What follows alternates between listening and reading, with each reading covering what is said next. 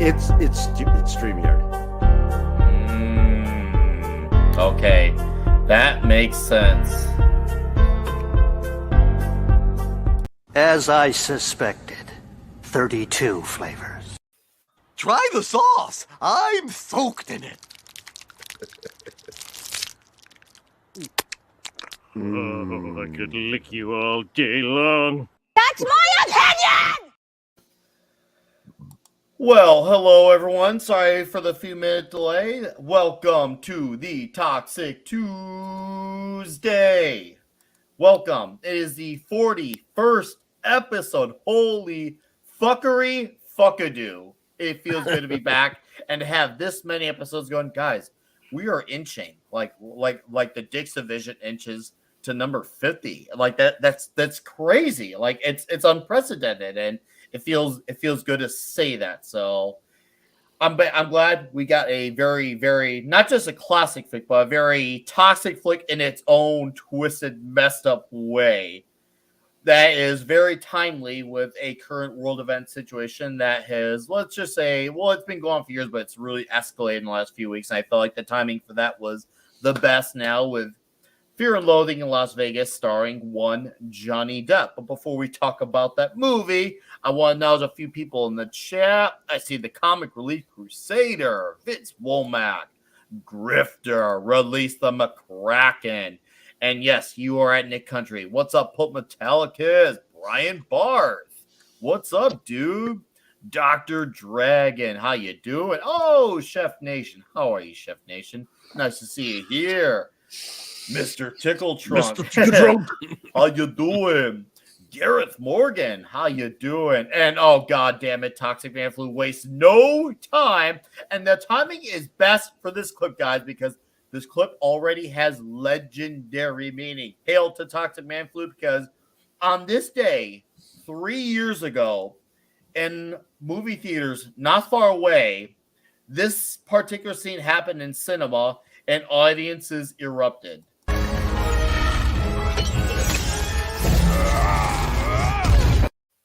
And the crowd went wild 3 years ago on this day for that scene, especially in my theater. It was one of the best parts. Toxic Man Flu for $5 says, I'm happy to say that my Dix Division still worked at $15.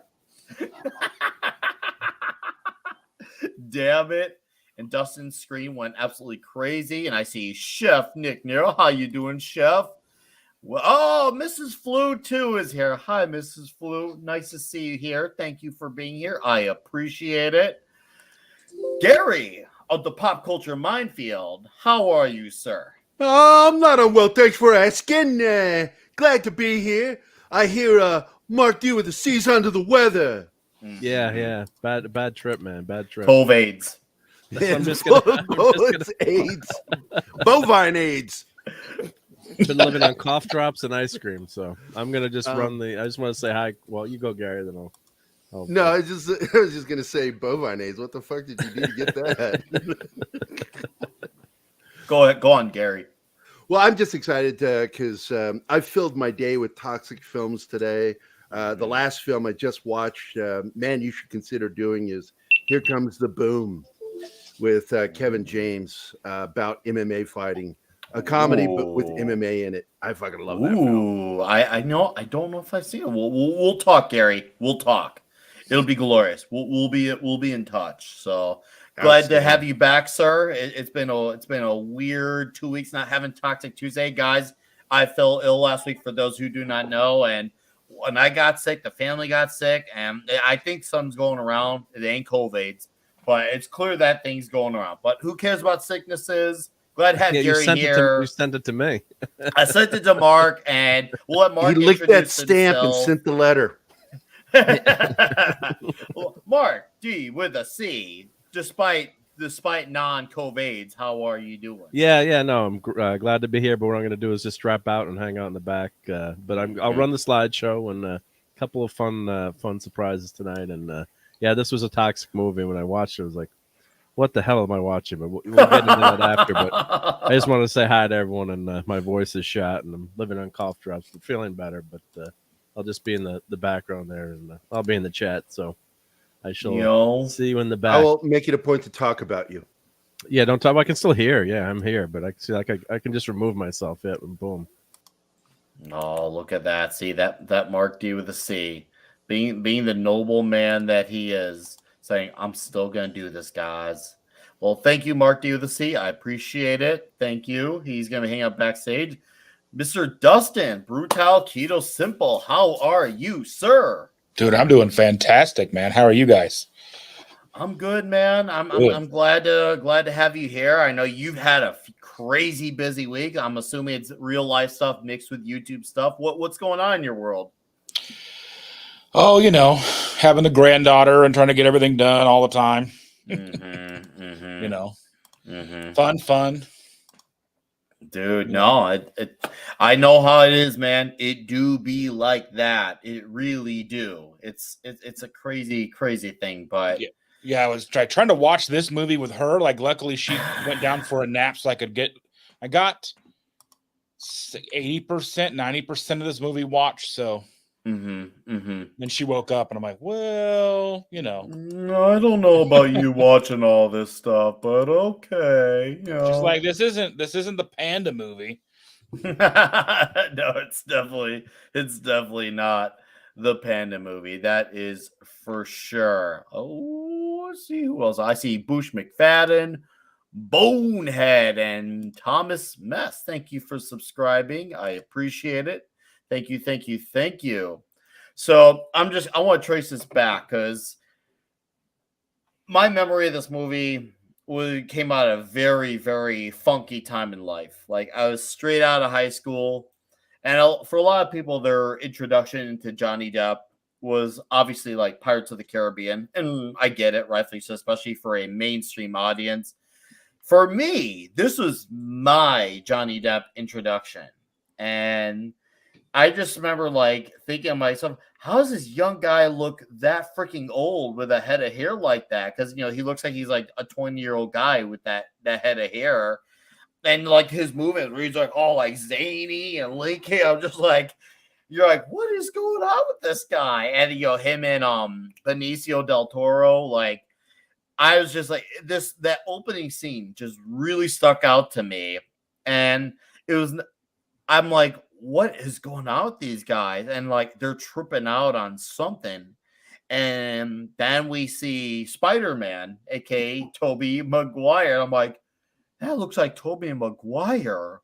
What the fuck is going on in this movie? And why does Tobey Maguire have really weird blonde hair that looks like it's super receding? I couldn't wrap my head around this movie because then before you saw dinosaurs and weird outfits and destroyed rooms. I'm like, what the fuck is going on with this movie? I couldn't process it. I was like, what is going on? And like, it's like, okay, we got this guy who's finding the American dream, doing this whole story, and everything is crazy. And boy, do they tread the line on some things on this movie. They definitely toe the line on it. So, and then of course I learned some of these quotes because certain popular bands tend to steal quotes from this and use it for their own music and such. We won't go into that territory, but I realized later on in life how popular culturally wise this movie was. And then I thought to myself, man, if I had never become a dad, I probably would have went this nuts in Vegas. I don't want to say that, I can't see it happen now, but man, maybe it's a good thing in retrospect because I would have been crazy. I would have been going nuts like these guys. So it's a good thing that the dad life brought me to sanity on this earth. So that's where I'll start. And you guys want to start off with anything opening experiences or even just the first scene here? The flies or the bats, whatever these were. So this movie came out in 1998. I was a senior in high school. And it was one of the first movies that I ever got on DVD. So I mean, we would watch it all the time back then. And then it's been a long time since I've seen this kind of movie, but like, because there's a point in life where this kind of movie loses its appeal to a degree, at least to me. Like there's like in time in high school when we were watching movies like Kids and Requiem for a Dream, and Train Spotting and all those movies, right? Mm-hmm. And then like there was a point where I just was like, okay, I can't watch these movies anymore. just like, and then watching this, like, so tonight we watched it, and I hadn't seen it probably 15, maybe, I don't even know, maybe even 20 years now, because I'm in my 40s and we were watching this in my early, late teens, early 20s. People would come over, let's watch this movie. And then you're just watching it. It's like, it's almost like it's a whole string of things that don't go together for 2 hours. But welcome to the world of Terry Gilliam. Oh yeah, I love Terry Gilliam. I love the books he's written, like Discworld and all that stuff. But so I watched it tonight with the lady for the first time. She had never seen this because right around when this came out, she had her first kid. Oh, so like first kid comes, they did basically then kid shows on all the time. So she never really got to see this movie. So we watched it for the first time tonight, and she's just like, "What the fuck is happening?" Just like, and even going back and rewatching this movie now, like, as like, even she's like, "But why does Tobey Maguire look like he's the?" And there's so many big name people in this movie that may not have been so big at the time, right? But just watching this movie and just and like trying to follow along, it makes you feel like you're like, it kind of gives you like the bad feelings of being fucked up. Like, probably why I don't even drink anymore. I mean, I'm like almost straight edge, but not like, straight edge. You know what I mean? Oh, and I get what you're saying. You barely touch the stuff, so it's like a super Yeah. special occasion. This movie was a very solidifying reminder. Oh yeah, I mean, you watch this movie, you're like, oh my god, like, because there's like the scene coming up where they like kind of flash back from here, and they're like get in the car, and then they're like in the water, all fucked up, and like, how do you end up there? How does this happen? At my age, this wouldn't work for me anymore. And I don't even know, like, they'd be in their 20s or whatever in this movie or whatever. Like, yeah, Christina Ricci's in the movie. Yeah, but just like, oh my God, watching this movie, I'm just like, I'm so glad I don't do drugs. I hear that. For real. Like you see freaking like how Depp's character Raul, he conveniently has like a swatter type thing. He's hitting at imaginary air as they're driving around. Like, dude, what are the, like, you see it from both lenses, what they're saying versus what the world's actually looking like, dude. What the fuck? I mean, I'm just like watching the movie and I'm trying to figure out, like, did he really get an assignment to go to Las Vegas? Was he really supposed to write this article? Oh, like, I've always wondered that. Like, I mean, is this all legitimate? Like, oh. Yeah, Rolling Stone just pretty much let him have free reign. And whatever he was doing, he would turn stuff in for them. I mean, back then, they were actually a cutting-edge rock and roll magazine. Wow, when they actually talked about music. Well, because I love he is one of the biggest critics of Rolling Stone when they sold out in 1978, 79. And it became a corporate publication. God, what those were the days. Well, see, I loved Almost Famous, but I always liked the uncut version that's hard to find. That's just called Untitled.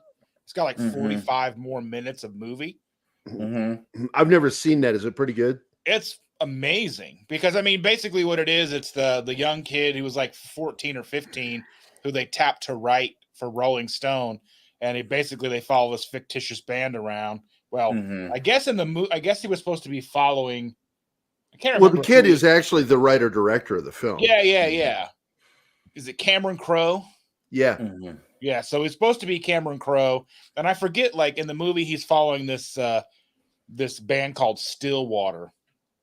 But yeah, which is weird because there's a street in my neighborhood that's called Stillwater. So every time I drive down that street, I'm like, Fever dog. Well, I feel so much older than you guys because, like, I was already under my third marriage when this movie came out. I just got out of the army. I got my DD-214. It was released, and to celebrate, I went to go see this movie. Yes, tell us, Duta. And it's funny because you brought it up. Watching this film, it reminded me how when I hit 35, I stopped fucking drinking like I used to. I just too many fucking bad moments drinking, and I'm a happy drunk, but throwing up, also getting high, and every single time I got high, I'd get paranoid. So I stopped smoking weed. I mean, like, and weed now is not even like weed when we were kids. Like, weed now is like gonna punch you in the dick, man. Yeah, the stuff I used was called Oklahoma Creeper. Oklahoma Creeper. It's called that because you sit there and you're hitting it and you're like, nothing's happening. Then like half an hour later, you're all fucked up. I'm like, oh my God, why didn't you warn me? He says, well, it's in the fucking name. Oklahoma Creeper. So like we're going to Colorado on vacation in October, and I want to find a bag of those Mike Tyson gummies. Oh, the Mike Bites. Yeah, but I'm like, okay, first off, I'm going to have to eat them all because I can't bring them back on the plane. Well, is it something illegal? Have Amazon ship them out to you while you're in Vegas, if they sell them, of course. I don't know. Well, no, I mean because they're weed gummies. Ah, okay. They got the THC and shit in them. Yeah. So I mean, in my state, we're surrounded by legality, but we're not because I'm in Indiana. So I think Michigan's legal, Illinois is legal, and Ohio's kind of like in that weird mix of being legal and not isn't, whatever. Is it like decriminalized? I think there's like a de facto decriminalization. Highlight maybe human. All right, let me about the CIA. When Gary gets high, the CIA starts formatting his brain. Well, did you guys hear Mike Tyson's quote for describing the Mike Bites? No. Are you guys right? It's total dad joke. I need it. Mike Tyson said, "It's better than the real thing." I'd hope it tastes better than Evander Holyfield's ear. I gotta tell you, man, the last time I got high, man, I was at a buddy's party. I was drunk and high. And it was Valentine's Day back in 2002. And at one point, I was so high, I wasn't aware of what was going on around me anymore. And I was sitting there with a plate full of Valentine's Day cake, staring at the movie screen. We had, it was a 72-inch TV, and it was Deuce Bigelow, American Gigolo, or whatever the name of that fucking movie was. Yeah, American Gigolo. And he was hanging upside down just before the aquarium thing. And somebody had paused it and we're having a conversation with someone at the door. And I finally said, "This is the longest fucking scene I've ever experienced." Oh, damn. Somebody looked at me and said, "You are high." And I went, "Oh, it's paused." I'm like, what the fuck? So for my birthday last year, I was gifted some edibles. The first time I'd ever done that shit, right? Gifted. And I don't know like measurements. I don't know what a proper dosage is. And the person was like, "Yeah, eat 2 of them." And they were 100 each. $100 each? No. 100 milligrams each. 100 milligrams each. Okay. So I ate 2 of those. And I thought I was going to live downstairs forever. Because like when I stood up from the couch, like I didn't realize, like the edibles, they do creep in on you. And like I went and I just was like, we were leaning back. I was in my recliner, like we have like a couch recliner thing, and I moved one leg over the other, and I'm like, oh fuck, because it like that's when I knew how blasted I was, because I don't do this shit. You know what I mean? It's not a thing that I do. Oh man. So like so naive, right? And then like when we're like, okay, we need to go to bed because it was like hitting so hard, right? Mm-hmm. And I get up and I'm thinking of climbing our stairs, and I'm like, okay, they weren't, Mark. I mean, but there were just two of them. Mm-hmm. He's asking if they were keto friendly, but Yeah, there's obviously some sugar in them, but not enough. It's not like I ate a whole bag of actual like whatever gummy bears or whatever. But Mm-hmm. man, I thought so. Like seeing it, like so this movie does come back and make me think of that. And I'm like, man, I couldn't spend a whole weekend feeling like that or worse. Because I didn't think I was going to make it up the stairs. I thought there was no way I'm going to be able to walk up these stairs. Mm-hmm. And then what was funny is we obviously did make it up the stairs, and I make it into bed and I pass out. Mm-hmm. And then like 6 o'clock in the morning, our middle kid who doesn't live here, because we only have one kid living with us now. Dude, look at that face. I know, it's so demonic, right? This tripped me out. Like his face is just moving. You're saying it from his head because he just pulls up to. He reminds me of Don Vito before Don Vito. Look at those eyes and the sweat coming down him. Oh God. So I want to tell you just a little bit of how fucked up I was that night on Valentine's Day, 2002. They tricked me, my buddies. I would clear the bong, and the girl in front of me would not clear the bong, so I would clear hers, hit my own, hand it to my buddy, and I'd be talking, and he would be blowing his smoke on me. Mm-hmm. On top of that, the guy that was throwing the party was mixing me a 3-to-4 ratio of rum to orange juice on purpose. They got me foobar to where I just was really high, and everything was fine until, like I said, they were serving cake, and the second cake we had had candy on it. And I went to, oh my God, that's a horrifying face. I go to take a bite of this Valentine cake with the candy, and my buddy goes, dude, don't eat that. It's LSD. Oh. So I spit it out onto the plate going, why would you give me a cake with LSD? He goes, just fucking with you. It's not. Oh. And I went, oh, you fucker. So I went to take another bite. He goes, no, seriously, that's acid. And I spit it out and I said, fuck you guys. I don't want your goddamn cake. And I sat there, and I don't know how long went by, but I remember suddenly shouting out, oh my God, how long wasn't I breathing? Oh. I became super paranoid, and I started doing the zombie walk because, like, my buddy says, you got to walk it off. So I went walking around the neighborhood, just trying to walk it off. Ended up at my buddy and his wife's house. And I asked them very politely, can I sleep on the floor next to your bed? I just don't want to be alone. And his wife goes, I don't think that we want to do that. And I went, I don't want to fuck you, for God's sakes. I'm high. And all right, they booted me. It was funny. I don't, Brian Barth, to answer your question, maybe not to my knowledge. Maybe the guys know about that. I don't know. What I know is that, well, Depp had his head shaved by Hunter, and that Benicio ate a bunch of donuts to put on his weight for this movie. That part I do know. Like he put on a lot.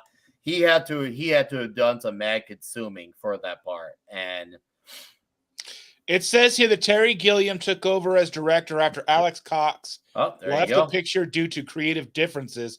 Gilliam rewrote the entire screenplay in a few days to fit his unique creative vision and style while staying true to Hunter's writings. Yeah, there you go. There's your answer. No, I didn't ever look too much into history. For me, this movie was the type of thing where I cared about the experience of what I was seeing through the movies. I never, read the book that was attached to. This is about, well, you're seeing right here, like everyone's turned into freaking lizards, and you're like, bro, look at these people, they're dancing, like, look at this crap. I'm just like, what is going on here? I've not done too many things in my life. Like, I've dabbed in some weed here and there. I only did shrooms once, so that's the closest relatable experience I have to this particular scene. Because seriously, like this scene, even though I was completely sober watching this scene, it's still kind of like, it was just like, what look at all these people. They're all weird and mutated. It still looks good though. Like even if you like don't think about that, it actually still looks good. Like this has to be practical effects or really really good CGI because this looks practical. damn good. This looks damn practical. It looks damn good. My closest experience is when I did shrooms. I think it was around 2004.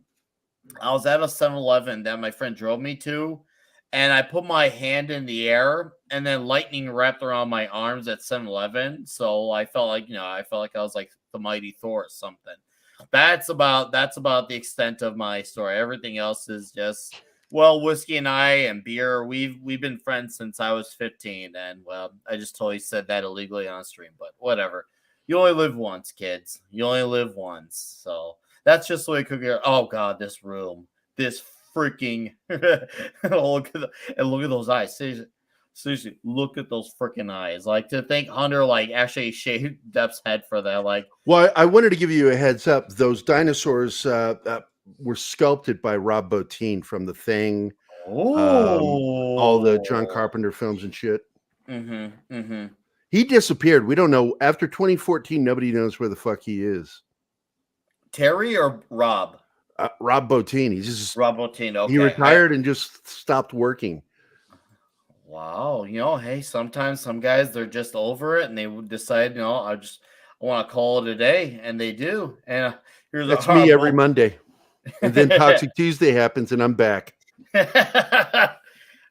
Oh, our boy here, he Raul, what a name, Raul and Gonzalo. Like, my goodness, where he sees the military trippings. Like, I've always tried to figure out, like, what was he trying to like get like a certain gig? Was he just trying to live life, hoping to get a gig? Like, what was the actual overall like? What was he trying to accomplish in this movie, Raul? Because it definitely is something I still can't quite figure out to this day. It's not like Pink Floyd The Wall confusing, but it's just like it's that movie you don't think too much about the story. It's you watch it for the lived experience of what these two dudes went through in the sum of a few days. A very or maybe we think it's a few days because some of their experiences on these drugs.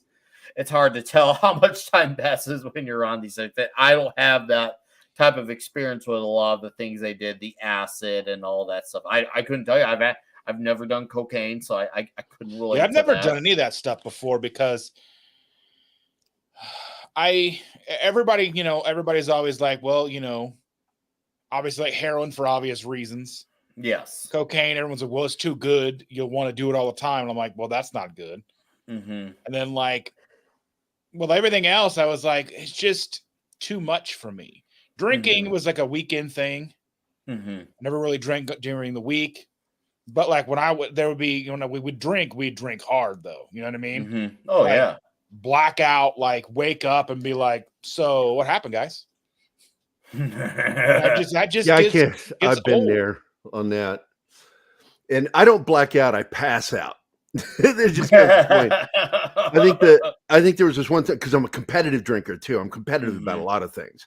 And I was out drinking this one dude. We were competing and doing beer shotguns. And I downed the last one before him. And as I tilted my head back, I suddenly realized I was on the floor and they had to carry me out. And I'm so tall. I'm a big dude. I'm 6'3 1/4. And they couldn't get me in my car, so they had to put me through the sunroof of my girlfriend's car and lower me into the car. And I wouldn't sit down because I was in too good of a mood. But dude, pass out drunk is pretty much the 90s for me after I got out of the army and was in college. Drugs are bad. Okay. I'm good. Okay. And Mrs. Flu said, Nick Weiser, flavor number 24. Thor Semen Slurpee Surprise. That's so funny. It's like milk of it. You hold that tongue to the side of milk. Did you have your protein shake? And maybe human, we're not here to sell you on any of this. We're just telling you our lived experiences, and they correlate to this movie because this movie, like, this movie does things to you when you're watching it. Like it kind of takes you into another place, and which is movies are supposed to do it by default, escapism.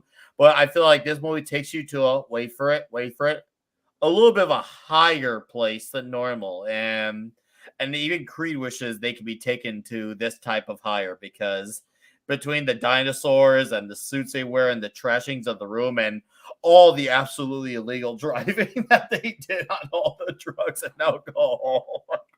Yeah, when I was at Eastern Illinois University, I got so fucked up one night. I fell asleep with one woman and woke up with another one. Whoa! And I did not know how the fuck that happened. My Nor did she That's remember. just dangerous, though. Dangerous living. And I'm never going to be like, yeah, do drugs, because I don't. I mean, I have, and I might every once in a while, once a year, once every other year, something like that. I have a little bit of weed or whatever, but like, I mean, I would be like, legalize it. I don't care. Sherry, but, I'm going to address what you just said there, Sherry. When my college roommate and I took off with a bunch of our friends from Chicago to New Orleans, we all made out with a she-male, not knowing it was a she-male. And we get told by the bartender, and she is now at the end of the bar with our friend Kevin Durkin. And they are fucking going at it hot and That's heavy. a great name, Durkin. I think of Durkin. Yeah. He was this Irish kid, Irish guy from Chicago. And he's like really just grinding on her, and she's grinding on him. And the bartender says, she's a shamali, right? And I'm like, what's a shamali? It's not a woman, it's a dude. And I'm like, get the fuck out of here. No Adam's apple, dude. No Adam's apple. Hot as hell. I don't have one either, but I mean, you could tell. I was just like, what the fuck, really? And we didn't believe it at first. And then all of a sudden, that's American. I gave her a whole roll of quarters, and I said, go play some songs on the jukebox. And when she disappeared into the crowd, Tom and I grabbed him and took off running with him outside. Get around the corner, we're just laughing, and then Tom asked the question, so what's it like to make out with the dude? And Durkin, he took a couple of swings at us at first when he found out that we let it go on longer than we should. Oh, look at that beer. Oh, that pure beer. Oh, dude. Oh, yeah, it's like it's all the dust. Oh, that's nasty. Desert milkshake. Desert milkshake. Was it fat filled or was it dairy free? I don't know. God only knows. 100% silica. Ugh. Oh my god. Well, anyway, Durkin was pissed at first, and then says, "I don't know what I'm pissed about. You made out with her too." And then we went, "Yeah, but it wasn't as funny as when you did it." So there you go, Sherry. I made out unknowingly with a shamali. Shamalis and all. I love how Vegas looks in this movie, and I don't know if that's just it's me movie saying Vegas. It's movie Vegas. Obviously, it's the movie Vegas, but so just like I love the colors and the glamour and the glitz. It really makes you feel like even though you're just an ordinary citizen going there, it makes you feel big time. It makes you. I would feel like if I was there, I'd be like, "Where's my red carpet?" Like, I want to storm the red carpet. Where's my party? Where's my bottle of whiskey? I want to get on with the party. Like it feels like you're part of this world filled with like big time people. At least for me, that's what I got out of like seeing it. Like especially in this movie. Like I'm trying to think. There's not too many. I guess you could say Vegas based movies. There's a few. I don't know if you consider Con Air one because of that closing sequence, that epic closing sequence, but this movie really really feels like it nails, the whole vibe, the energy, the atmosphere that encompasses the chaoticness. I've yet to see Hangover, a film though that Hangover. captures the how you can get lost in a casino because of the way they're designed. Yeah, there's no right angles. It's all like weird. It's all weird, and everything is this weird lighting. And I remember just like, where the fuck are we?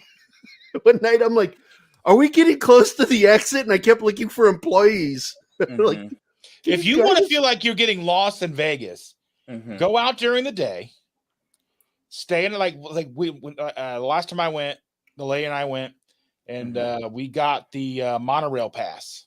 Nice. You're at MGM. You take so it's about a mile walk through each casino to get through to the monorail station. Mm-hmm.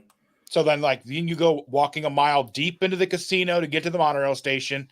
You get on the monorail, you get off on your stop. It's another mile walk to get through whatever casino from the underbelly down to where they keep their Chick-fil-A up and through that. And it's if you want to feel like you're never going to find your way anywhere, go into the underbelly of these casinos to get to the monorail stations and the 9 or 10 stops they've got along the way.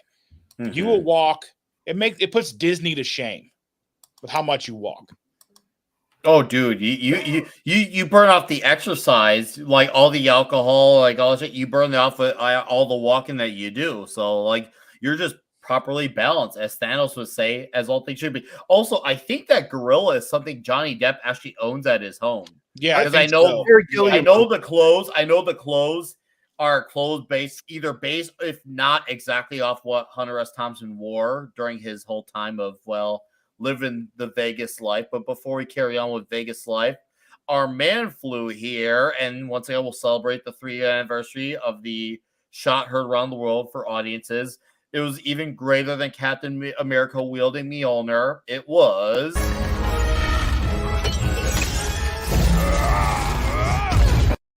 Toxic Man flew for $5, says Nick Weiser flavor number 18. Gary She Molly Spritzer Surprise, made with authentic Adam's apple. Yeah, just be prepared, guys. I'm getting ready to start a new show, Coffee with Gary, where every morning I tell a fucked up story, Monday through Friday, over a cup of coffee. Be prepared for that show. I cannot wait for that. I will listen in on that. Who knows? Maybe I might enjoy. Oh, here you go. Garrett says he did keep the grill statue. Okay, he did. Okay, so it was Johnny. I thought it was Terry Gilliam. No, I thought it was Johnny. Okay, so no, it is Johnny. So yeah. Oh, that's what he was saying. All right. Anyways, no, dude, I want a freaking grill statue the same way Lou Ferrigno had a Lou Ferrigno statue, and I love you, man. Of course, Lou Ferrigno had a Lou Ferrigno statue. I know we're already past it, but that fucking scene where they're trying to walk, that is just insane. That just kills me. The way they're trying to walk, all like they don't know how to use their legs. Yeah. So I watched this movie, and I realized I've been to Vegas 4 times. And I've never once been inebriated there. I can't. Boy, I have.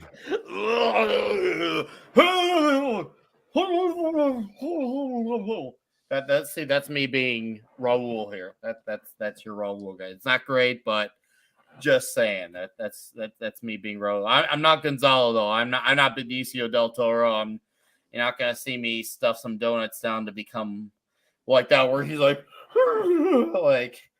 the body, but I gotta give Depp credit though, because seriously, he did actually. Okay, so minor backtrack here. I did know some stuff of it.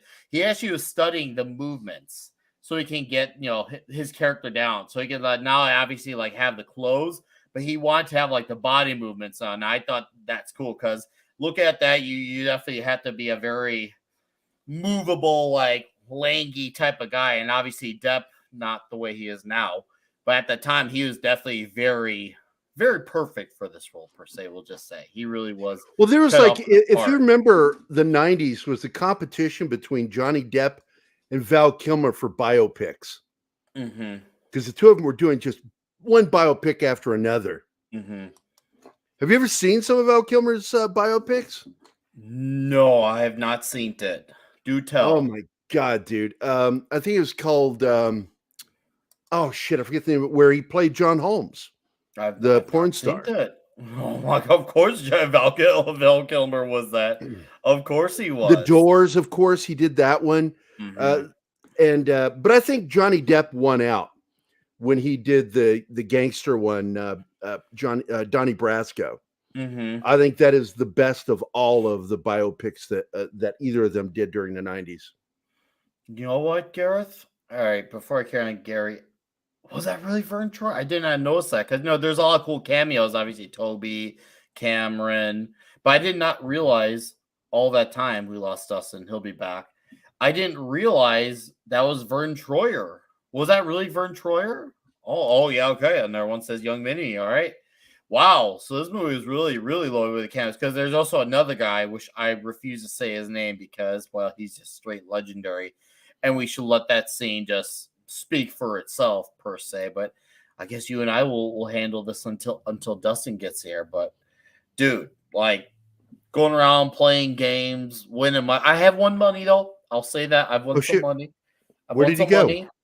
Oh, I don't know, but we'll hold it down until he comes back. So we'll be okay.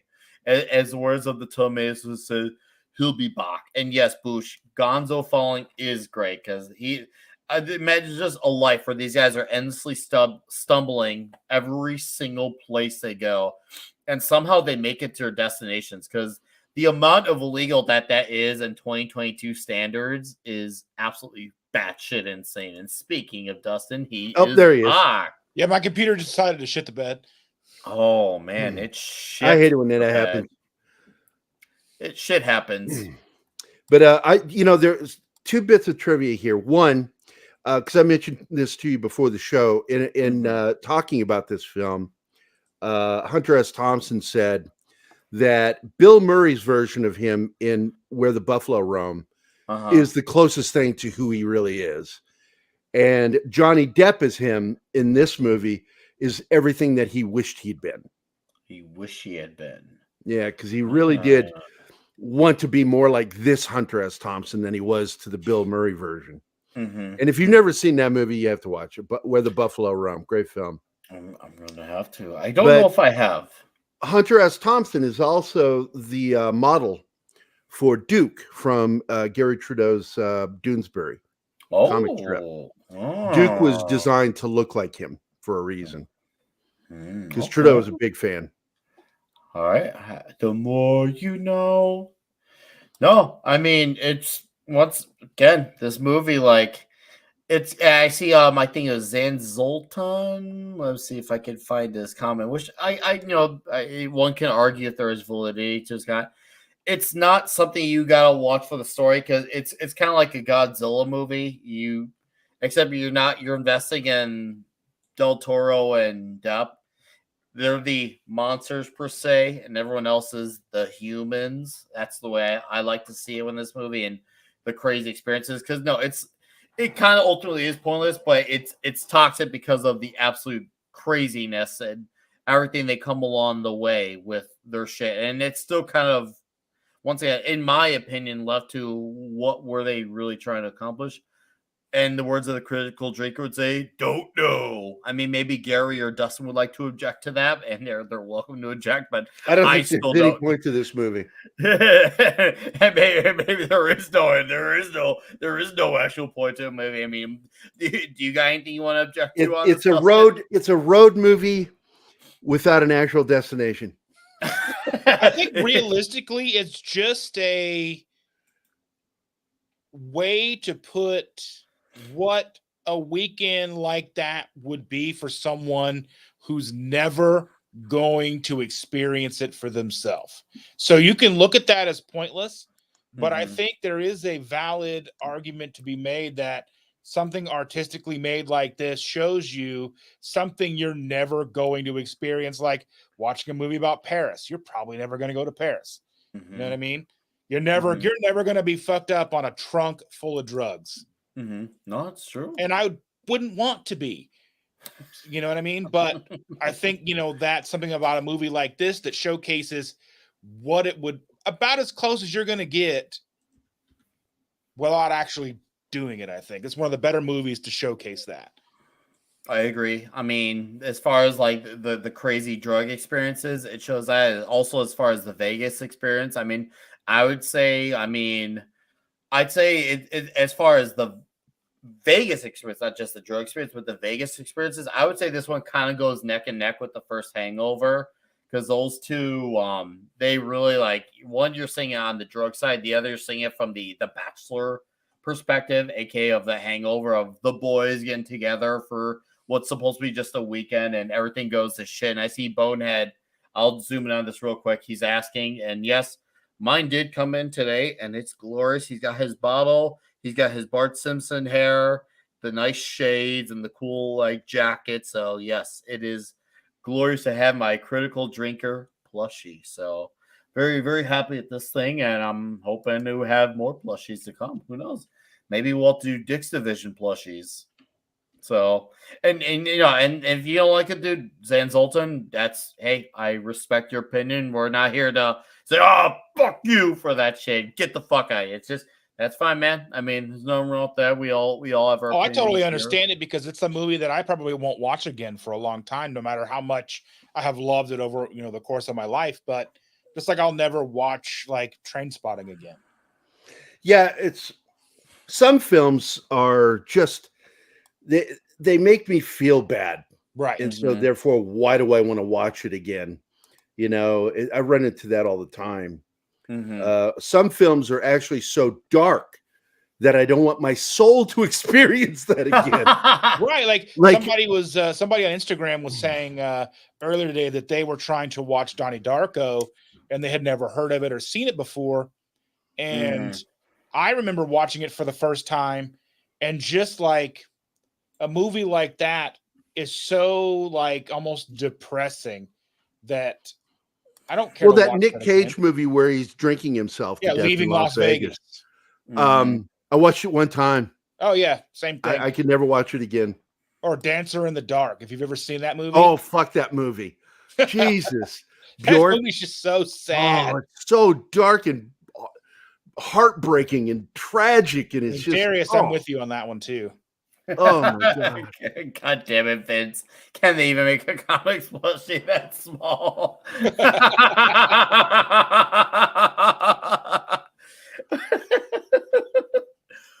So they can make the Culture Casino one where you could exit, you could take the hair off, put it back on. That would be Cultures. And then Sir Talks a Lot. His would be where you push a button, he says a great quote. And then Brahma Bull would be the easiest one to make. I think I saw him in the chat. Brahma Bull would be the easiest one. No, simple shaved head guy, comes with a bottle of whiskey like the Critical Drinker. Mine would have the fat sideburns. So I'd have to have mine looking like Lemmy. Maybe it would come with the suicidal tendencies hat. And there you go. You got the yelling at park cars plushies right there. That Dick's Division plushies. And then we'd have a toxic man flu one or just this big green China virus ball. That would just be it. But oh my god, this dude and his whitey tighties, I tell you, like that scene is so fucked up to me. Like, yeah, he's trying to lock him in there because he's so like cracked out on his shit. Just like, oh, like we were watching it, and the lady was like, "Why'd you hit him with a? Why did he like hit him with a grapefruit and leave?" And I'm like, well, because he was telling him he's going to throw the radio in the tub and electrocute him. So instead of electrocuting him, he just hit him in the head with a grapefruit. Now, for more trivia on this, Peter Boyle played Lazio in Where the Buffalo Roam, same character. Oh, okay. Oh, so look at that laying down the knowledge. Hey, great. And both of them are play him crazy because he's fucking out of his mind. Yeah, dude, this whole place is gross. Like seriously, like the minute you walk in his room, you feel like you got violated. Well, the He's got funny thing, Go ahead. Well, the funny thing is that room reminds me of the first time we went to Vegas. We stayed a couple of nights at the Sahara, and then we decided we want to stay another night, but the Strip was completely booked solid because it was the start of the 2006 World Series of Poker. So we called downtown and we got a night at the Plaza for $30. But in the Plaza, you walk in and our little room was like a tiny little version of that room, like the heavy wood weirdness, and just like it was like the hotel time forgot. You know what I mean? Like a single, like, you know, like a double queen bed version of that room. You know, this room reminds me, so we know we all have, you know, when you get out of like high school or college, you have the first friend that moves out, and that first friend who takes that great leap towards move out of his parents' house. That's the house that usually gets the most trash because he's the one who made the leap. So everyone's so like energized to be like, look at us out of control.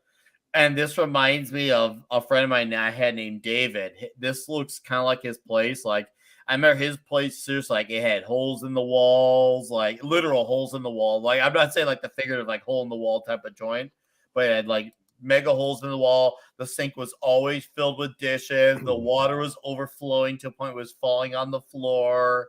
And there's bodies everywhere scattered, like it was like a crime scene, except luckily everyone was alive. They were just super By the way, drunk or that's the drugged real out. Hunter S. Thompson. Laszlo and Hunter S. Thompson in Vegas. Nah, seriously, like Depp nailed it for his Raoul. Like he really nailed it for the appearance. I gotta get to because it looks like the clothes he got you look at his face. It looks like the jawline is the same. Like this was one of those like picture perfect like castings. Like I wish comic book movies like at times had picture perfect accuracies because I do like seeing historical accuracies in the scene. And Depp like really encompassed him. Hunter S. Thompson even gave him the approval. Hey, you got LSD. I read LSD. I was going to say, Nick, you just described my first apartment to a T. Oh, please go. Well, like the first month, because I was older, so like most of my friends would come to my apartment. But like the first like 2 or 3 months, I was like super trying to keep everything clean. Dishes were always done. Everything was like vacuum run. Everything was nice. And then like over the course of 4 years, I had like 11 roommates who never paid mostly. But I mean, my bill, like the thing is like, the funny thing about my apartment was I paid my rent on time. All my bills were always paid. Nothing ever got shut off. I mean, I ended up canceling the cable because it was weird and apart with like, it was a part of the rent. And it was like a weird satellite stuff that didn't have a lot of channel options. And it was just kind of pointless at that point. But anyway, after that, it was like 11 various roommates, fights, broken friendships because, you know, but yeah, they have that. Oh yeah, Brahma's right. 2 movies that would Flea in a row. That's true. I forgot Flea was in this flick.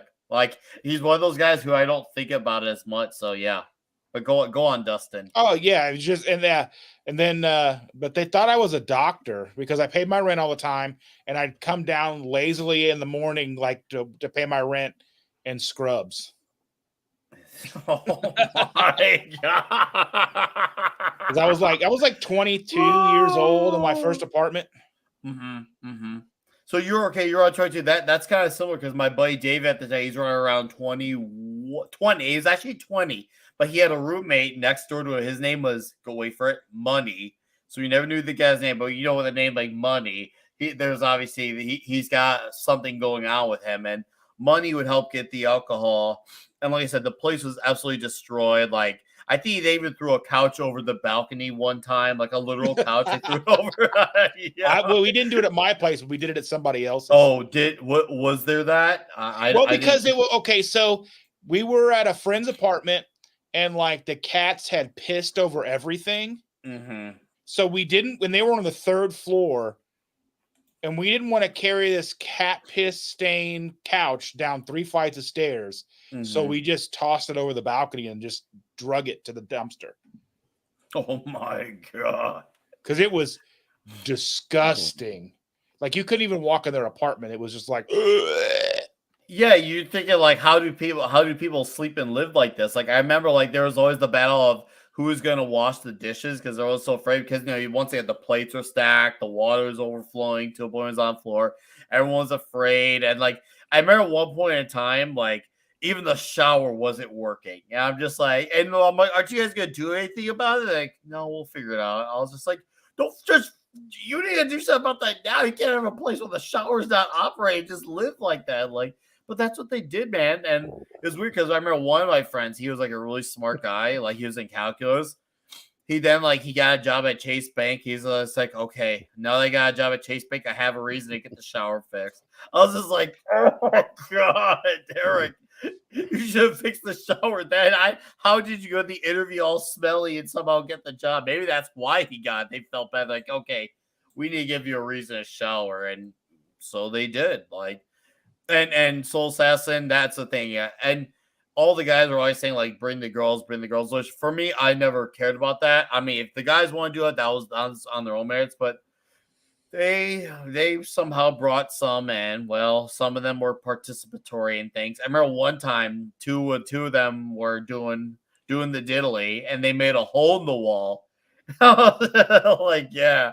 I was just like, holy crap, the whole wall's cracked because they freaking rammed into each other. They were ramming speed at the wall. Yes, it was. Oh, hey, how's it going, Six? And I said, yeah, the apartment time at that point in life, high school, college, the whole like age of drinking, it's all absolutely corrupted. And Zen Zoltan here.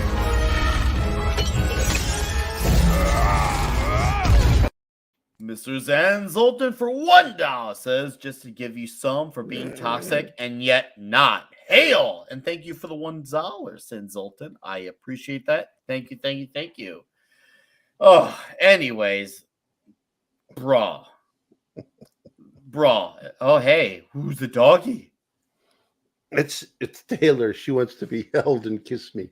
Of course. Well, this guy gets on our boy's nerves right here. Hey, have you seen Gonzalo? Have you seen? Oh, I gotta get out of here. Look at this. He all he wants to do is get away, but he can't. And now he I think this is where he runs in. No. And I was gonna say he runs into our boy here again. But no, that's a little later. But this is the other he got. He runs The gorilla. The gorilla. I want that gorilla so bad. Come on, just let me have. This guy right here. I just could never understand what exactly was happening. I mean, like he pulled him over, but. Was he like a fan of his? Did he know who he was? Like, was he? I mean, because I know that they improvised the whole like cop. Kiss. Do you mind if I give you a kiss? Yeah, that wasn't like actually like in the novel or anything like that. But no. But I'm just curious. I mean, because Gary Busey's crazy, so I mean, this could have just been him. But I don't understand. I just never understood quite the dynamic between this cop and him. I don't think there was, once again, like Godzilla movies, guys, there's not supposed to be a whole lot of logic. This is just, we had a scene to film Gary Busey. I think they filmed it like in one day with him too, which obviously I could tell it seems that they may have done in 1 or 2 takes at best, is my educated guess. They were like, okay, we got Gary Busey. I mean, we got Cameron Diaz. We got Flea. I don't think Cameron Diaz was anybody yet, because I don't think there was something about Mary had come out yet. Had it? Nope. No, because that was 1999 at the time. It was just one of those things where we got Gary Busey. Let's get this done. Let's get this scene over with, so we can say, hey, we got him, and then we'll get him out because he's Gary Busey. Because this was after Con Air had come out, because that was 96 or 97, and Busey was already well riding into the land of fame per se. So he had already been hitting his stride very well in the 90s. But no, this scene, I've never to this day, was he just so bored that he was just trying to kill time? Did he need to get like so bored and lonely that he just needed to get a feeling of some other human being that just happened to be freaking Raoul, that he's just like, oh, whatever, I guess it's a guy, he'll do. Because normally in this, like, hey, you got all this shit in your car, I gotta get, you gotta go, bro. And he just lets it go over. Oh my god, look at that hair, the face of the Busey. And yes, trust me, Zans, we know, because I don't know what the hell Tobey Maguire had on his head. Now, obviously, it had to have been a really he had shaved his head, and he'd shaved his head, and they put a wig on him. And I guess there was a scene later on, like there was a scene that they had to go back in and have him come back, but they didn't put the contract extension in there that he would have to shave his head again. Mm-hmm. If they want, they'd have to pay him $15,000 for him to shave his head again. So they just had to make do with like one of those bald caps. Mm-hmm. So yeah, why he looked like like pickles. I don't know, but I don't know. It's okay. Once again, don't think too much about it. I think I saw 70s in chat. What's up, 70s? He'll be back next week. There's our boy here. 70s is at ZZ Top tonight. So that's why he is not here. And that's a very good reason for him to not be here because, well, ZZ Top's playing in my neck of the woods in a few weeks. So I will probably I could just listen to him from where I live. But, dude, it's fight between 1998 and then 2021 where Spider-Man No Way Home came out and Tobey Maguire he just looks Tobey Maguire the exact same. He not even like somebody you still look like an adult, but he just looks like a really older teenager. He never stopped looking like an older teenager with that baby face. I don't even know if he could grow a beard. I can't even imagine him with a beard. And yes, Mrs. Flu, that long blonde hair still is disturbing now as it was then. It looks so awkward on him. It looks so. It's because it's thinning and it's just wispy, and it just looks like somebody he looks like somebody who should be in the back room of a trailer. And he's excessively schwitzing. Yeah, and he's just covered in KY jelly looking. Yeah, he just looks moist. He looks moist. Very good word, moist. Moist. He looks like the type of awkward, I don't know how to do all this socializing, but I'm gonna try it anyway, hope for the best. And then he actually humanizes with humans. And he's like, oh, okay, I'm not ready for all this. And then he tries again. Obviously, he sees Raoul and he's like, oh, okay, never mind. And Tickle Truck, he did have a Hogan cut before Hogan was thinning. Yeah, no, that's. Man, I can imagine. Yeah, if Toby had just had the mustache, he would have been a full-on Hogan, man. That would have been the Hogan. Fuck. And we have, of course, as he's on his way to visit Gonzalo, he gets into some territory that would be, let's just say, super cancelable territory. Because, oh my God, Benicio, what, your dude, yeah. You can't. Oh man, he has the girl at the room. I'm like, bro, you can't just do that, man. Oh yeah, thank you, Gareth. Lucy, I forgot her name. Lucy. Did they ever say how old she was? They called her the kid, and I always thought that was a red flag. I'm like, but I just didn't think because I never paid much attention to it watching the movie. Mm-hmm. But and tonight, it hit. Obviously being much older now. Those sort of things will you pay more attention to them now. Yeah, when you're in your 20s or whatever. But I was I just kind of did I miss it?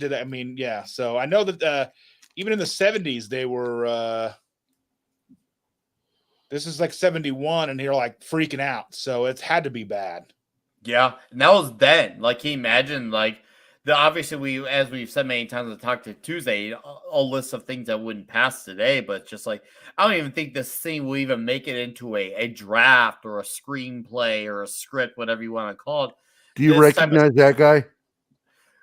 I do, and it drove me crazy because I didn't look into it. It's Stabler from the crime show on NBC. I said no. I was gonna say he was the guy that's arguing right there, the guy in the red sweater or whatever. Yeah, he was in Bosch on Amazon Prime. I like that show. Oh Bosch. Yeah. All right, I did not.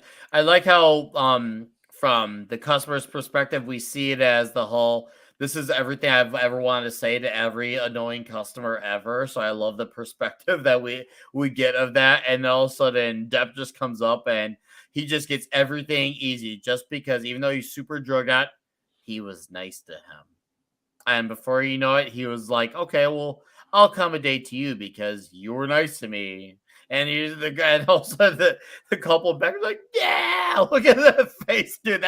You want to talk about some Paris Hilton level of ugly cry? Look, oh my God, that rug. Oh, that's that's Vegas carpet in a nutshell. It's so crazy. bad. It's meant to be to put you off. Oh, see, okay, Mark. Yeah, Richie was 18 at the time of film. Yeah, dude. I thought she was even younger. Like, once again, that scene would not even make the script. And Brown Bull said Chris Maloney. Where's Chris Maloney in this? Well, where was he? Well, he was the clerk. I mean, the Maloney at the desk. Yeah, he plays Stabler shit! on that crime show. Happy. Also happy. It was on that Netflix. super. Oh, right, the unicorn. I never finished comic watching book. that. I liked it, but it was just one of those weird shows I Super never got a chance to cerebral. finish watching. He was also First the season's camp good. cook on that 80s style summer camp series. Dude, look how linky the legs are on the Depp right there. Oh, Cavatino, 12 minutes of deleted scenes. Yeah, no, the thing, I actually have the Blu-ray, and it's one of those deals where I never got out of the shrink wrap, much like I still have a few movies I still in my shrink wrap. And it's funny because as I pile my stuff on, I got a growing collection, and I still haven't had a chance to watch that. I still have my Indiana Jones box set, and I still haven't even, and that does not include the fourth movie. Wet Hot American Summer. That was the show I was trying to remember. Wet Hot American Summer. I never watched that. Yeah, Christopher Maloney's in that too. Oh, there you go. Mark D with a C coming in hot. What is it? Bonehead said this stream has had below 50 viewers, but the chat activity has been pretty much the same. Well, there could be also a lot of people, just listening, watching from their TV. So it's also helps that it's a very active chat. I think that's what it is too. Toxic Tuesday is usually a very, very lively chat, which I thank you guys for doing.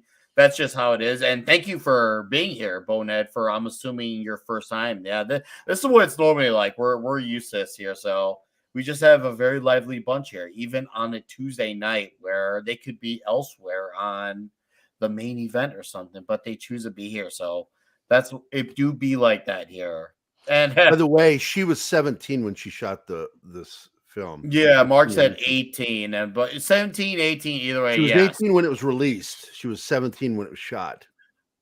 So I literally do have friends who did get married in Vegas. So when I see this, I can't help but think of them. I don't think in the Army. I got married in Tahoe. Yeah, down. My buddy, but except his marriage was not a wasted marriage. They've been married since then, and they've been together for like 800 years. But my buddy, Manowar 665, neighbor of the beast, he got married in Vegas in 2020. Actually, yeah, 2020. So he I could say I know someone who has a Vegas marriage, even though this obviously was a marriage. It's just this scene now married. Oh, Rob Altus says he got married in Vegas. Now, are you still with her, Rob? Are you still with her? I want to know. Tell us, Rob. I can't. My voice shy. I can't do. I got married in Vegas 19 years ago. Next, holy shit, Brahma!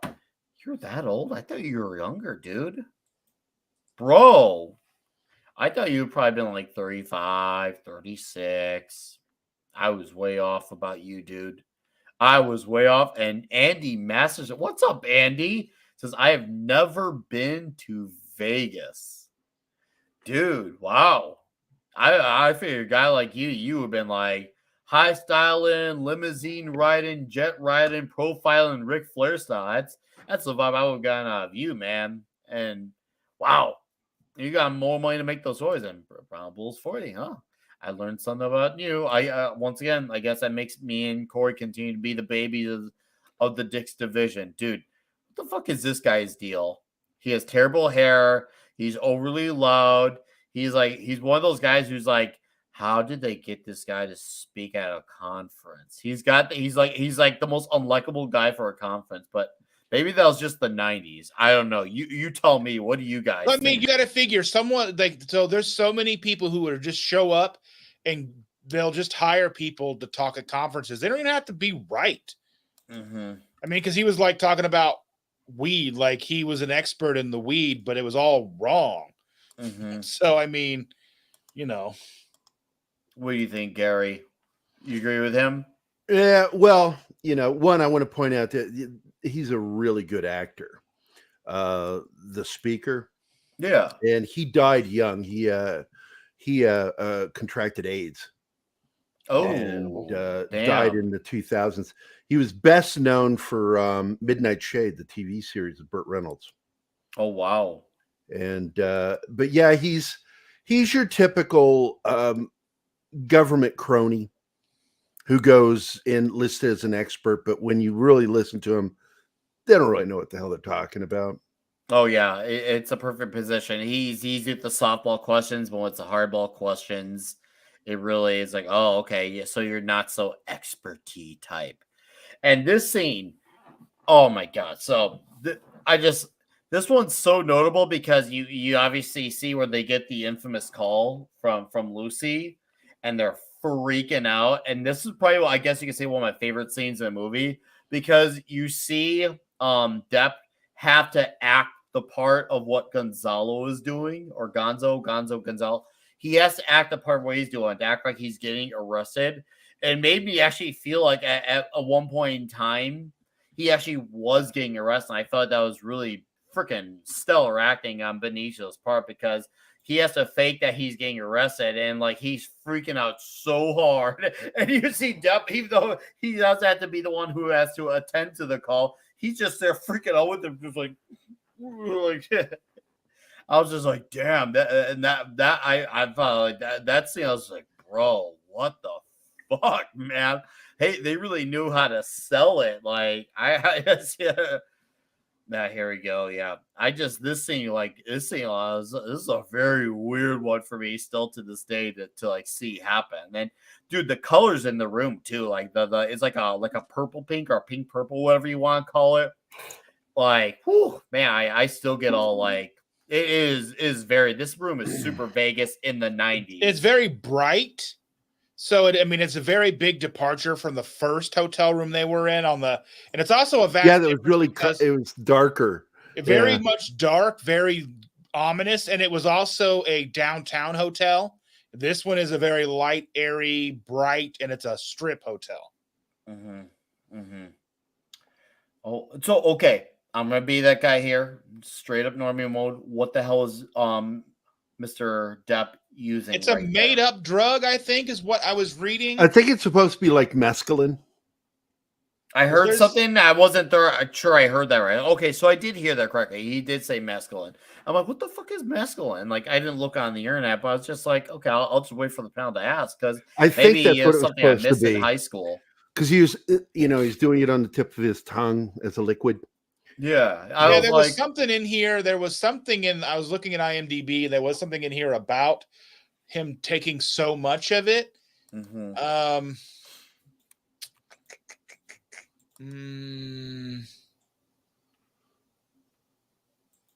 don't see it now. Let's see. Basically, they were saying something along the lines of it's kind of like what they call it was made up for the book or the movie or something. Okay, so it was made up because I'm like, I've never seen or heard of something because at least once again, I don't do like acid or LSD cocaine, is usually taken in paper, little pieces of paper. Now this says here near the end of the film, Duke takes too much adrenochrome. Okay. And it has a nasty experience. Adrenochrome was a substance that Hunter S. Thompson made up for the book when he originally wrote it and was kept in the script by Terry Gilliam. The name itself wasn't new. Adrenochrome is an oxidation product of adrenaline, while adrenochrome or whatever, something or other, is known as garbanzachrome and is used as a medical drug to reduce capillary bleeding. However, neither compound is a hallucinogenic drug as portrayed in the book and film. After showing rough cut of the film to a test audience, Gilliam was approached by a group of young men, one of which complimented him. Who wanted to know, hey, what was that? It says, film in general, but he said his favorite scene was the adrenochrome scene. He said that he had used the drug and that Gilliam had captured the effects perfectly. Gilliam didn't have the heart to tell the kid that it was made up and went along with his story. Wow. As much as a wow with this scene here, like, oh, and Gareth here, thank you, Gareth, says adrenochrome was mentioned in the book, but Gilliam said it does not really exist. I love how Gonzo has the creepy reptile eyes. That's like, it's like he's like the devil mixed with a reptile, mixed with like a hairy beast. Like, oh my god, dude, look at that face. Look, oh, hey, Mark. Oh my god. Get in, dude. What the fuck? I like, once again, like, if you didn't know this movie, you could have swore these guys were freaking actually this drugged out. I love the color around him though. Once again, we're bringing back colors again. I know, but it's just, I love how, like, and I feel like that's probably what adds to the experience and making him look that much more drugged out, because when you see Gonzo, he's got the red black thing going on, like he's a wolf pack creature, and then Depp here, he's just in like the pink purple haze type of world, and it is definitely, the scene definitely teeters on, I don't want to say horror, but maybe creepy, maybe creepy at times, because this is a very, very fucked up scene. I mean, I don't know how you guys feel about this one, between them trying to sell a phone call that the police were going to take him in, and it led right into demon beast titty. I'm trying to figure out why they have 3 TVs, and it's just like, And they're stacked. yeah, it's like, okay, that doesn't make any sense either. But I guess it's the whole, like, I guess it's not supposed to make sense. It's like, goes back to my earlier assumption of the movie, is like, it's basically to give the average person the experience that they're never going to have with drugs. Mm-hmm. Don't do drugs, kids. Like, yeah. Darius, I think it was called Malonco or something like that from Clockwork Orange, the drug. Oh God, did you eat all this acid? And this is once again, when I'm watching this like several times, I'm like, which room is actually his room? Because you get different visions of what he sees. The room, lizard tail room, and then you just walk on the puddles, and then you have the version of the room where it's not like the puddly, but it's still pretty damn trash. So I'm like, bro, what the this shit is? Yeah,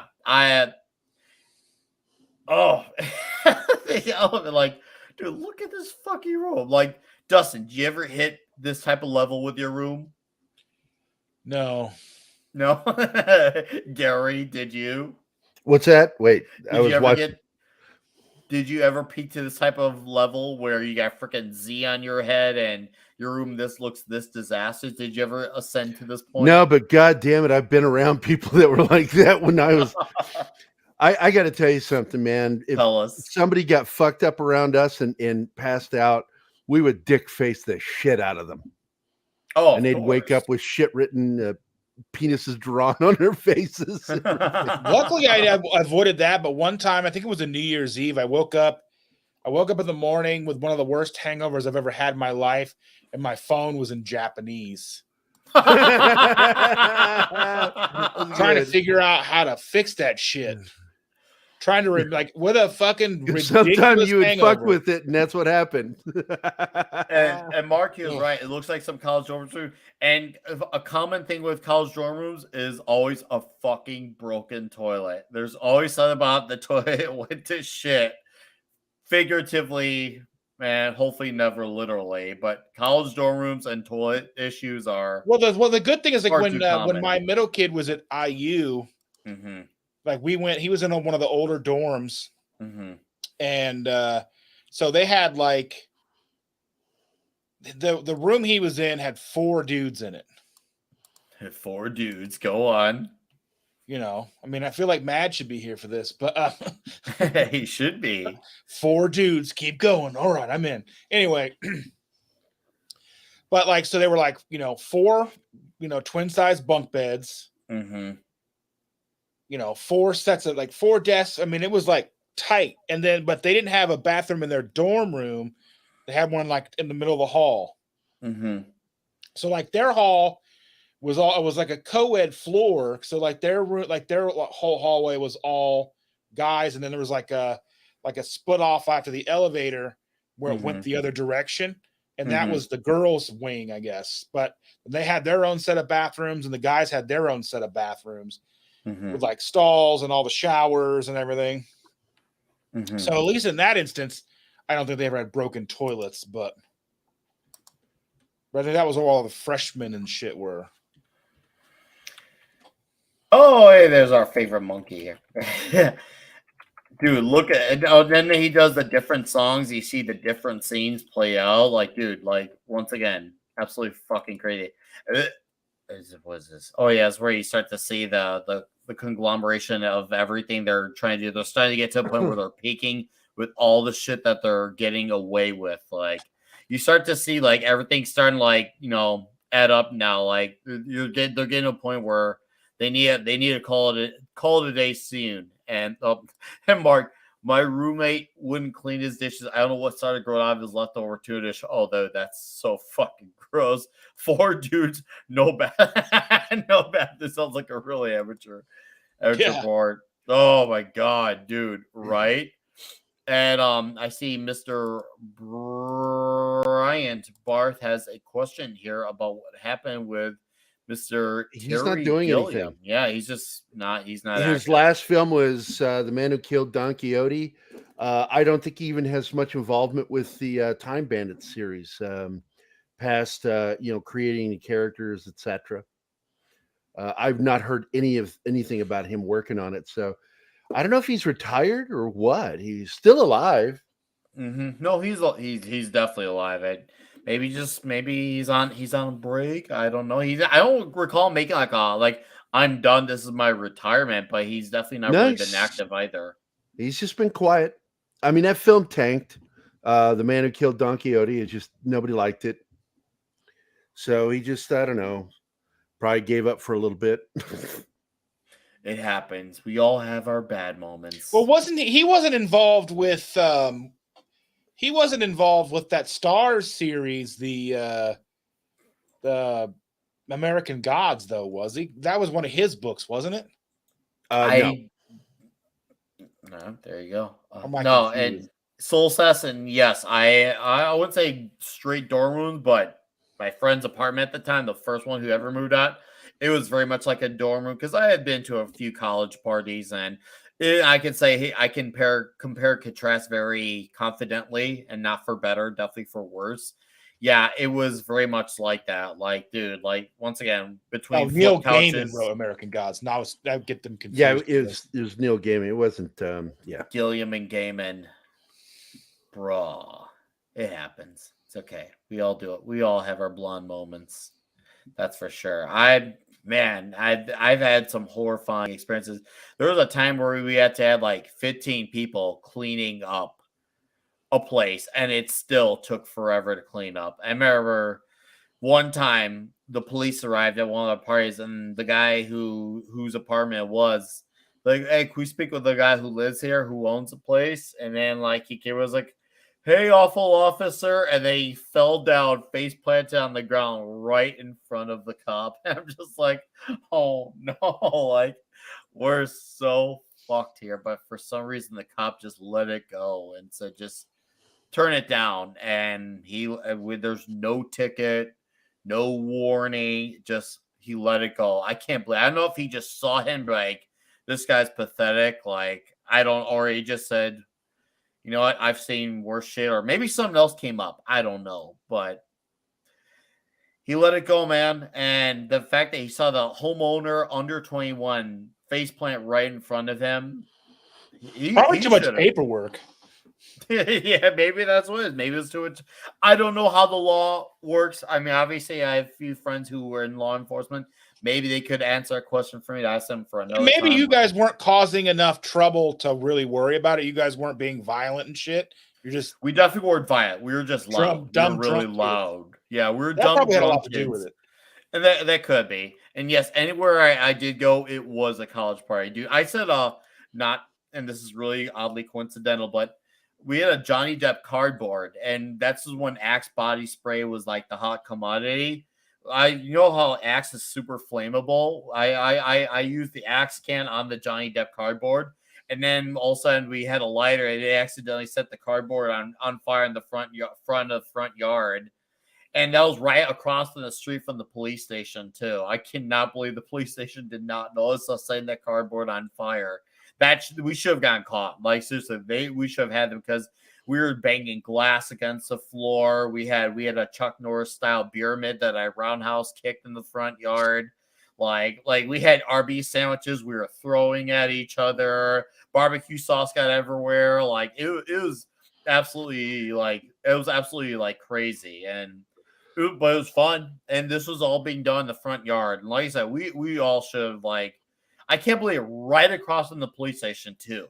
All this shit was happening. Like we should have all been caught. I don't know if they were just had other things going on that day, or we were just supremely lucky and the privilege was working our way. But I swear to you, not a single thing I'm saying I'm exaggerating. This all happened.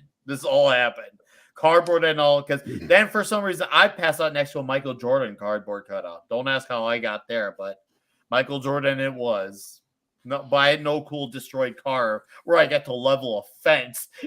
Imagine, I love how they pull up to the airplane. No one's saying shit about, hey, you destroyed that fence. We gotta hold off on the flight here. Just you can let your friend on here. Just it's okay if you got a destroyed fence and your car's super destroyed and the retractable roof. It's all super destroyed. No big deal.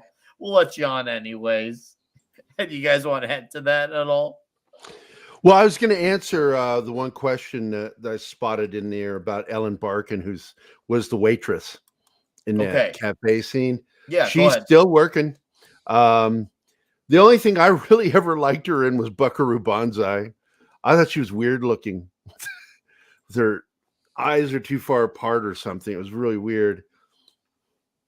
But that was a very violating scene. She was in The Big Easy. She was in a lot of sexy movies in the 90s.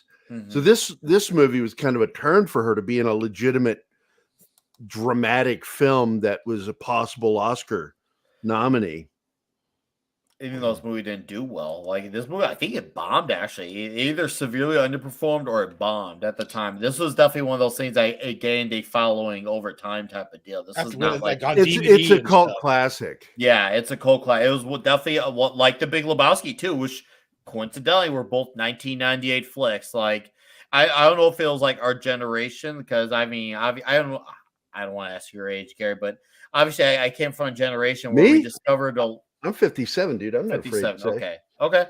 Well, anyways, back to where I've got crap older than both you in my fucking colon that's not been processed yet. What's up, TZ? I see there. So he's been watching on TV. Dude, that's trippy. But we come from a generation where a lot of movies I know it's like we grew up seeing on video, which is weird because I don't recall a generation like being broke per se. Because you had The Big Lebowski, you had this movie, you had Jake Gyllenhaal, Donnie Darko? Donnie Darko. You had the Boondock Saints. These were like not all movies that were like the biggest smash runaway hits. They were either bombs or they were underperformers. Yeah, like Donnie Darko should have been a big movie. Should have been, yeah, especially with the star cast and what it should have been huge. But it was it was a 21 depressing incarnate. Yeah, it was a $21 million budget, and it only brought in globally $13 million. We come from, I know it's like I'm starting to see a pattern from this upbringing I come from. We had a lot of movies that we discovered later on, and maybe that was not to brag here, or it is to brag. Who the fuck am I kidding? We had so many cool movies at the time that so many of them flew up under the radar that we discovered later on because we were so busy consuming all the other badassery movies of the 90s, which we were. Dude, we were getting so many killer movies in the 90s. So many of them. Oh, there were. That was some of the best cop dramas came out in the 90s. Buddy Cop, and Darius Schwarzenegger. Look at Darius Munchausen said, subscribe to Forever Young Gary. I know I don't look my age. I really don't. I don't act my age. I'm very juvenile. Good. That's why my wife likes me. Get off my lawn. Get off my lawn. I love this. I think this is a perfect way to like end this too, like with this sign too, the Fear and Loathing. Oh God, Red Shirt just got. What's up, Red Shirt? He Oh, couldn't Red be here Shirt's here. tonight. Hey, Yeah, buddy. he wanted to be here, but he had some stuff that came up. But I guess we can now, as the credits rolling. I mean, for the chat, I want to hear your scores on this movie. I want to hear the toxicity scores. And I can understand if you don't find it great. If you want to just stick with toxicity rate, but if you can be honest, if you want to leave a regular score too. And man, it needs to be 55. Holy fuck, dude. And I would thought you were like 45. Fuck, dude. Badass son of a bitch. I'm gonna say, I guess I'll lead off here with the charge here. For toxicity, I'm gonna go with a 9 here on toxicity because two dudes who are absolutely belligerent, the opposite of obedient. They don't give a fuck about anyone or anything. And the toxicity is on a drug-induced level that is beyond anything you can imagine. So I'm gonna go with that. And of course, the movie looks absolutely fantastic. So I'm gonna go with that. And so 9 on toxicity. Greatness, I actually really do enjoy this movie as a whole. I can see why others don't. I can see why, but I'm going to still go with a very confident 8.2 on this movie for the greatness score. So, Dustin, you want to have at it with the... Well, I think the intoxicated score, because I don't know, like this is like toxic on a whole other level. It's not like other movies we've looked at where whether it be Porky's or can't remember, Varsity Blues we did. This one is just, I think for the toxicity of this movie hits as a 10. But it's a 10 because I don't ever want to go through what they did. And I think as far as a greatness score, I think it's a 10 out of 10 as a movie that can show you something that I never want to experience. I mean, I love Vegas. I love having a good time, maybe having a drink or two on the beach or something, but I don't want to go on a weekend. This is probably seem more like 5 days, but like a weekend bender to Vegas and do every kind of drug under the sun until I'm surprised I didn't die, but yeah. I mean, I'm surprised one of them didn't die. Oh, I know, right? But I guess they weren't mainlining heroin. They did. I mean, I guess the coke was gone before they were able to, because they didn't have the convertible top up. So, all right, Gary, go ahead. Well, on the toxicity level, it's toxic on 2 different levels: drug abuse, 1, and 2, as far as masculinity goes. 1, it's told from a man's point of view. It's a male story. It's 2, a toxic male story. All the females in it are really not treated well. No. They're pretty much abused by the main characters. Oh, yeah. So it's very toxic in that way. And some of it in a way that I'm certain he was ashamed of the way that he acted. Because Hunter's actually really did care about women. Yes, he did. But when it really comes down to it, the overall score for the film, I would give only a 7 because it lacks an actual story. And it lacks even a plot. You don't need a plot. You just need a story. But it lacked both of them. And I was a little surprised by that when I watched it. It's just a meandering tale of somebody's memory of some shit that happened. Or as Homer would say, when Marge and Lisa were trying to find a moral to the story, he goes, "There's no moral to the story. It's just a bunch of stuff that happened." And that's what this movie was, just a bunch of stuff that happened. But here, again, the narrator of the story is completely unreliable. That's true. I mean, you don't really know if any of that happened at all. We don't know if any of it happened. We don't know what the fuck happened. This could all be just some flight of fantasy. that Hunter had because he was a very good fucking writer. Mm-hmm. So you don't know if there's just like a couple of things happened and that he just made up this whole grandiose story. We don't know. He is absolutely. Oh, I love this. Oh, I love all the artwork in the logo. Yeah. Oh, so good. So good. I forget his name, but man, I love his lettering and shit. Oh, Mm-hmm. but again, I give it a 7 as a film, but it's a cult classic and it's a film I enjoy watching. Mm-hmm. I do own it, so I will pop it in every once in a while because I'm a big fan of Johnny Depp and have been since the late 80s. Mm-hmm. And he nails his version of Hunter S. Thompson, I think, better than even Bill Murray did. I'm going to have to say I agree. And Bonnet says also Brutal Epic Beard. Ah, look at that. Yeah, that's what's up, man. That's a toxic beard right there, man. I bet you get a lot of stuff in there that might kill you. Well, man, I just found some food from a month ago. I guess I can eat it. Oh, no, I'm dead. Okay, so let's read off some of these scores here. I see Darius here says male toxicity has 7, drug rebellion. Oh, hold up.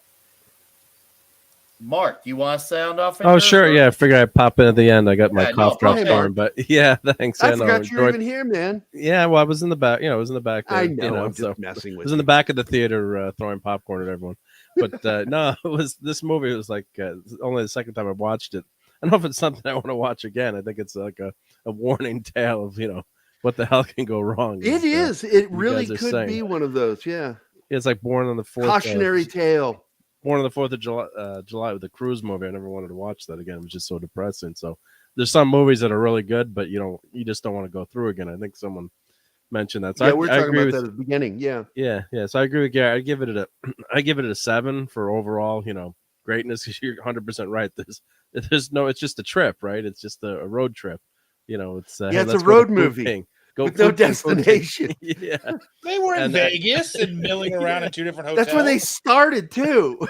Yeah, that's where they ended. Yeah. So there's no real quote unquote point to the movie, but God, the rooms are toxic. I mean, just I don't know. I mean, I wanted to film that movie. I mean, God bless the actors. Like, Depp is walking around with the lizard tail in that flooded hotel room with all that crap floating around.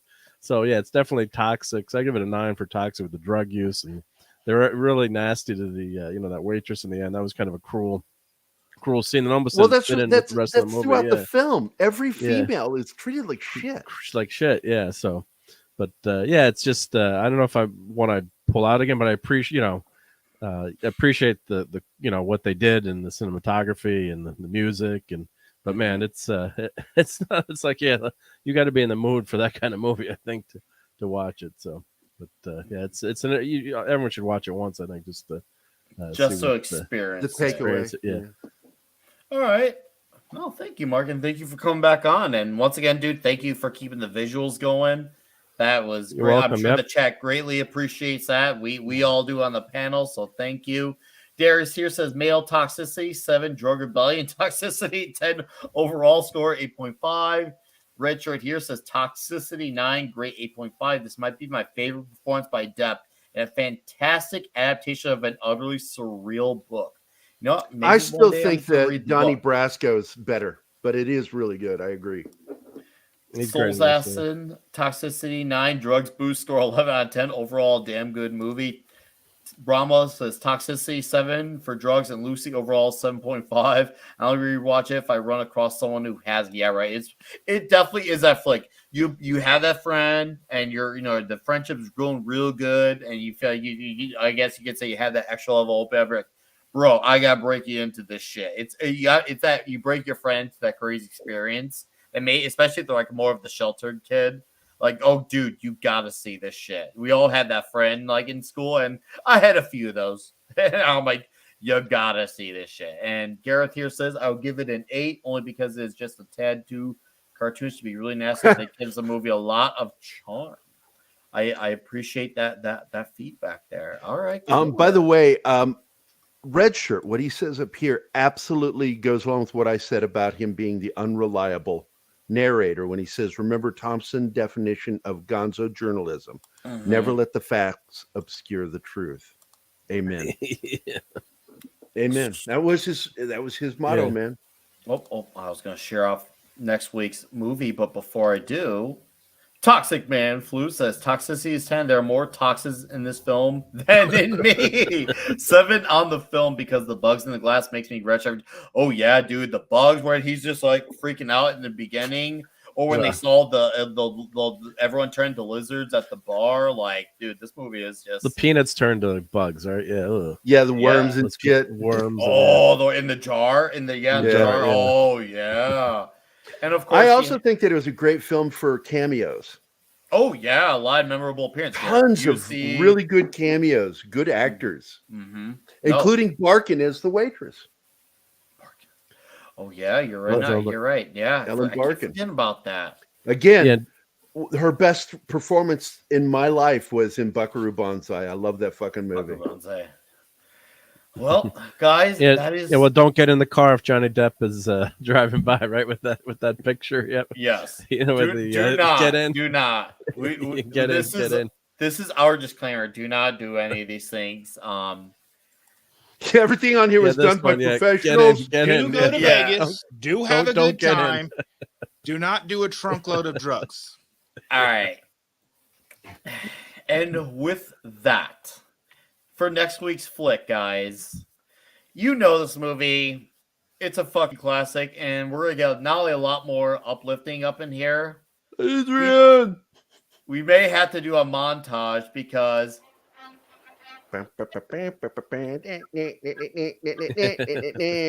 that way you don't get copyright stricken.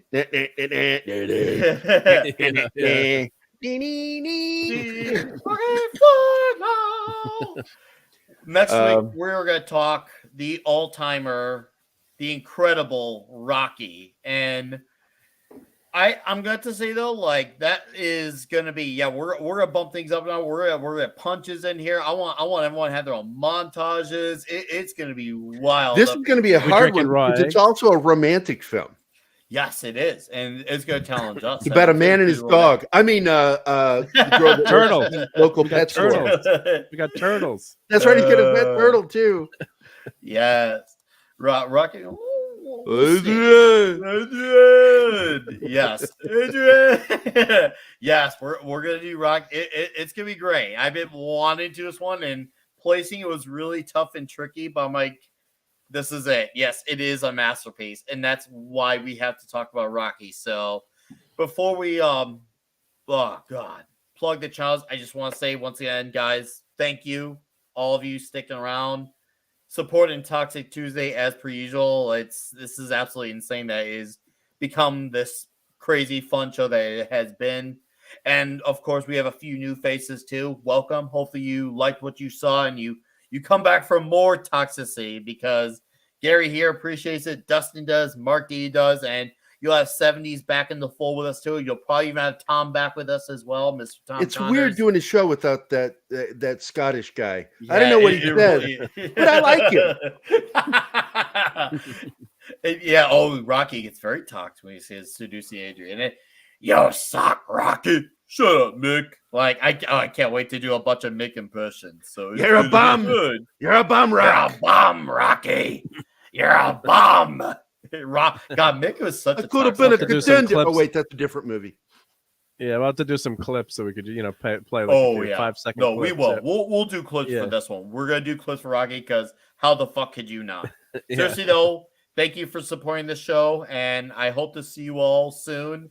And this will be the part where we plug in the channels. I'll let our boy here, the man who kept the visuals going alive, Mr. Mark D with a Thank C. you. Sir, Yep. plug your channel. Tell everyone what you got coming out this week. Yep. So on Thursday, I'm gonna have Clobbered Times Clubhouse, as we call Briggs, and hopefully I'm up for that show in a couple days. So are you guys gonna be naked this time?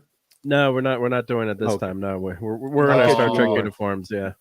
And Sunday night's my big show, Sunday Night Geekery. So that's 10 p.m. Eastern, just the weekly hangout. And I'm on during the week a lot of times with Clobbering Times, of course, here. And I got a new video out on the Thunderbirds that I actually unboxed on Gary's show last a couple weeks ago. So I did a video review of that toy. So you can check it out in detail. I hope so. you actually will come back this week because we're going to be talking about the artist from Dr. Anyway, finish your thing. I'll talk. Yeah, no, that's good. Yeah, no, I'll see.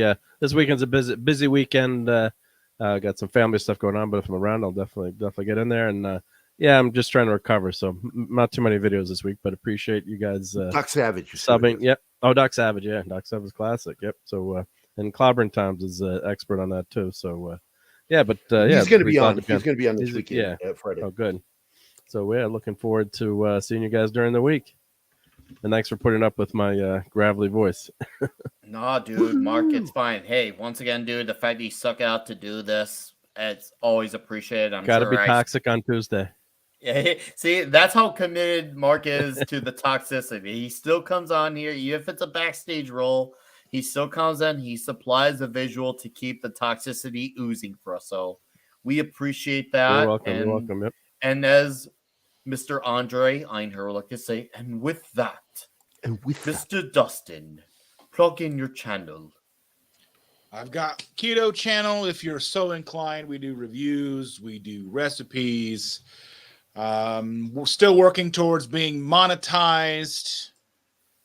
At 1,640 subscribers, but still far short of my watch time.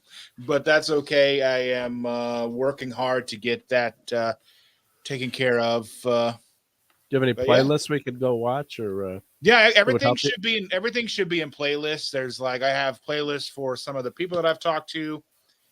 So my lady has now decided to be on camera with me. Nice. We've got, I think, at least 3 videos live. 3 videos live now that she's front facing. There's a bunch of videos that we've done in the past that she was on there with me, but in the background. You could hear her, but you couldn't see her. Mm-hmm. Yeah, I'm still wondering, what do you mean front facing? So this and her sitting next to me.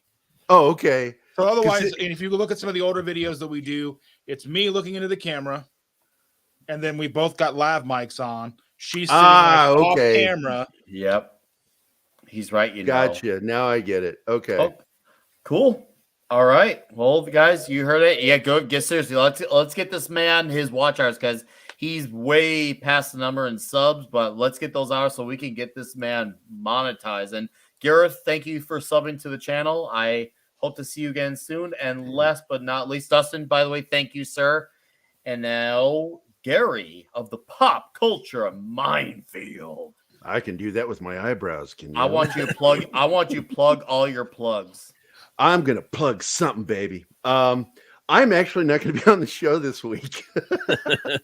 I'm going to. It was really funny because I was supposed to do VisionCon with Keith, and then the wife goes, "But we have Ren Fair," and I'm like, "All right, I'm going to the Ren Fair." Keith's like, "Are you sure?" And I went, "Yes, my wife wants me to go to the Ren Fair. I'm going to the Ren Fair." Wise decision. And so we're going to do that this weekend, but. Fat Steven Seagal is going to be taking over on TGIF. We will have a show. Keith will be there. It's going to be about the artist that just died that did the covers for Doc Savage. And that's why I was thinking, if you want to go, dude, you should go, Mark, because I know that Clobberin's going to be there to talk with Keith. And so we will have that. I'm almost 99% sure we will have a Saturday show, but it all depends on if we have a host, because Steven's doing his own show. Thursday, we're not going to be doing our Scoop Zone this week.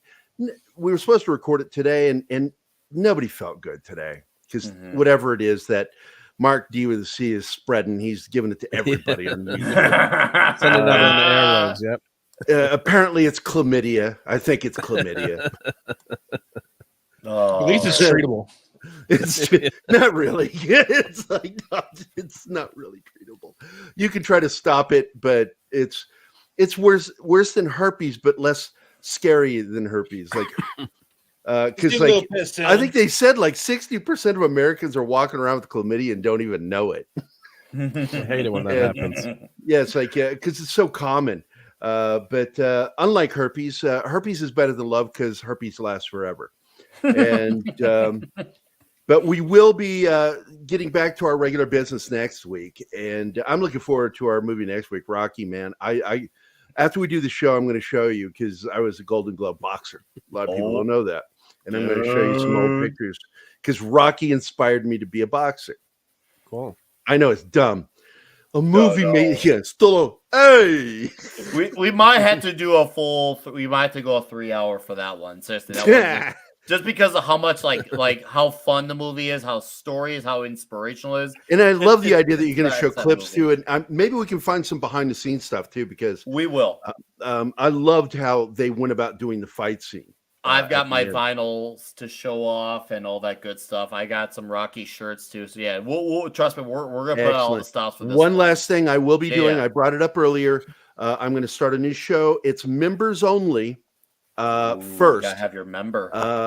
and it's morning coffee with Gary, where I tell fucked up stories from my life of things that happened to me or in front of me that I witnessed and was like, "What the fuck did I just see happen?" And it's they're anecdotal, they're funny, and fucked up. So and that's it for me. All right. Well, Gary, thank you as always, sir. I'm so glad to be with you guys. You Dude, guys are you're so such a awesome. perfect addition to the toxicity. You're such a great addition. You fit in the mold beautifully, and it's like I'm sorry that our friends weren't here tonight, and Tom too, because I love hanging out with Tom. Tom will be around next week. I know for Rocky, he's gonna be all. I hope so. We spoke earlier, and I could tell Tom's gonna be ready, and then some for Rocky. You'll have him. You'll have 70s back, but. Lucky we held it down with just the four of us, and I want to say also to what was it, Cohen's Ghost and Gareth Morgan. Thank you. Oh, that's me. I'm Cohen's Ghost. Oh, you're Cohen's Ghost. Well, thank you for subbing through the Cohen. And before we go, Mr. Brian Yoder coming in hot.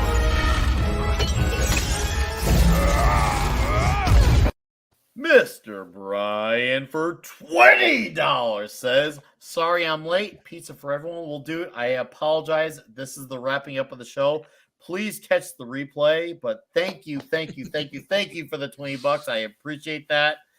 That is fucking awesome, dude. You're such a generous man, and Thank you. Seriously, thank you for always giving the like to the channel. Like, I can't wait to meet you in person and buy you pizza. That's what I want to do, Brian. So. Let's do that sooner. Just be careful, Brian. He rather licks than it later. first. You guys need to get a room, Jesus. I'll rewatch our. I thought That's I all was I can gay. Dude, you're on a panel with me, of course. I'm so gay. Mrs. Flu, I cannot wait to hang out with you and Tox again as well too. May we get more pizzas as well soon. Is there going to be a Chicago meetup anytime soon, or like wherever or closer to where you live meetup? Stay tuned. That's all I got to say. Damn it! Stay tuned. We got something in the works. Rick, if you ever hit Missouri, let Keith and I know, man. All right. So, guys, this is the end. Thank you. Seriously, we'll see you all next week for Rocky. This is goodbye. This is good fight. Good night, and one last punch from Thanos to fucking Captain Marvel.